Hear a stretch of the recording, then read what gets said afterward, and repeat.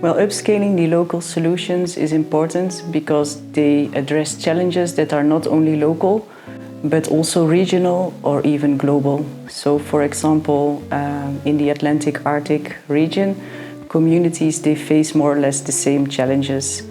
This can be coastal erosion, biodiversity loss, climate change vulnerabilities, for example. So to address these global challenges, we need to step up action, and upscaling nature-based solutions can be part of the solution. So upscaling them allows us to multiply their benefits and really to contribute to addressing these challenges at a global scale. For example, it addresses the EU's mission to restore coastal waters and oceans by 2030. It contributes also to the biodiversity strategy and also to the recently adopted nature restoration law. And in particular, Europe's nature restoration law requires member states to develop national restoration plans. Member states need to identify potential measures that they can put in place to assess the benefits in order to prioritize the different solutions that they identified.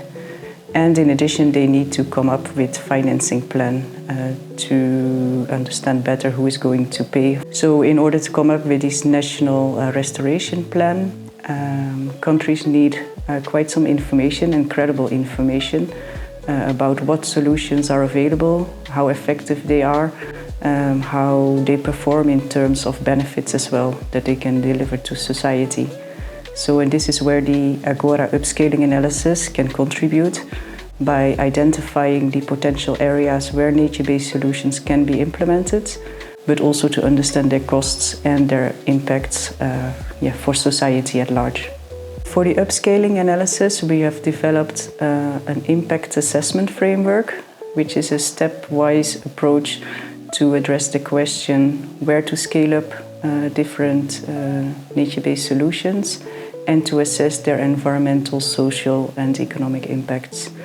So to start the process, first we do a problem analysis. So we try to understand the challenges and the context. We try to describe the different measures that are available. Then we're doing an analysis of the potential to scale up the solutions based on the environmental conditions, but also the social and economic conditions. So we try to identify where exactly we can implement the solutions that are analyzed in situations or places with similar challenges and contexts. After that step, we try to build scenarios that we can compare. So there's one with nature-based solutions that are upscaled versus business as usual. We're going to compare these two scenarios, and we try to first to qualitatively describe the impacts, and if that's possible, we try also to monetize the benefits that they deliver to society. All of this is reported, and we try to also include uncertainty. The approach has already been tested in 3 case studies. These case studies, they showed us that upscaling nature-based solution can provide value for society in terms of environmental benefits, but also social and economic benefits, but only if we plan them carefully. So even though the benefits that the nature-based solutions provide to society are significant, financing is still a challenge. This is basically related to the type of benefits these nature-based solutions provide. So for example, they provide benefits in terms of ecosystem services, improved biodiversity, improved coastal resilience.